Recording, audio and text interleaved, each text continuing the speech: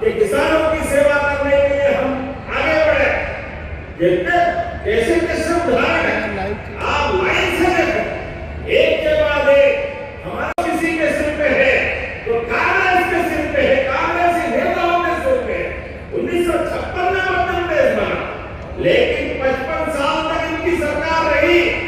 लेकिन सरकार रहने के बाद भी केवल 7.5 लाख हेक्टेयर पे सिंचाई करवाते थे।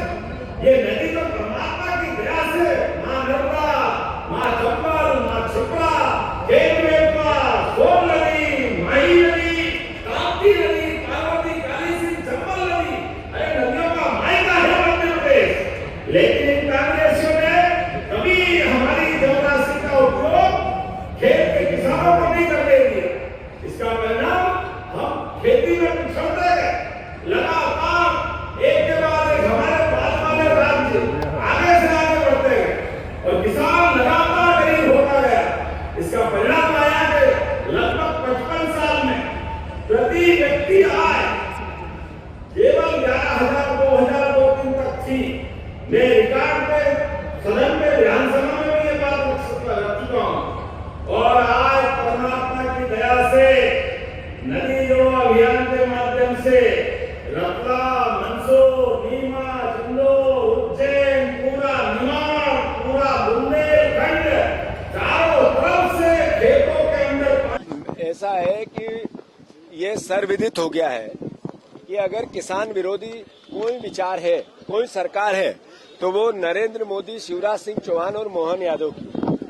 अगर भावांतर का आयोजन करके राशि डालने की बात आई तो मैं सरकार से पूछना चाहता हूं कि सोयाबीन का कितने किसानों का ने सोयाबीन बोई थी, लगाई थी, फसल उगाई थी, और कितने संख्या में आप भावांतर दे रहे हो, जरा इसका आकलन करो। जब 3,000 एवरेज में सोयाबीन बिकी, 1,600 में भी बिकी, 4,000 में भी बिकी, एवरेज 3,000 आया, तो जितनी सोयाबीन के किसान थे उनको सबको सहायता सरकार ने करनी थी। अब 800 करोड़ रुपए देकर किसानों का 8 लाख करोड़ का नुकसान करने वाली ये बीजेपी की सरकार, जो सोयाबीन के किसान हैं वो खून के आंसू रो रहे हैं। मैं मानता हूं 97% किसान अगर कर्ज में हैं तो फिर सरकार को महसूस करना चाहिए कि हमने 20 साल में क्या दिया। मैं किसान भाइयों से आग्रह करता हूं कि सरकार हमारी है, पर सरकार हमारे विरोधी है।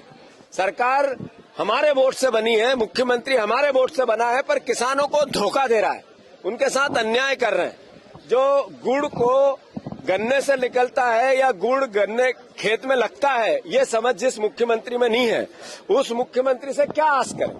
जिस मुख्यमंत्री ने 50 कुंटल गेहूं की बात कर दी और किसानों को गुमराह कर दिया, उस मुख्यमंत्री की क्या बात करें। जिस मुख्यमंत्री में अभिनंदन कराओ और ताली बजाओ, वो अभिनंदन मुख्यमंत्री से किसान क्या आस करे, ये सवाल।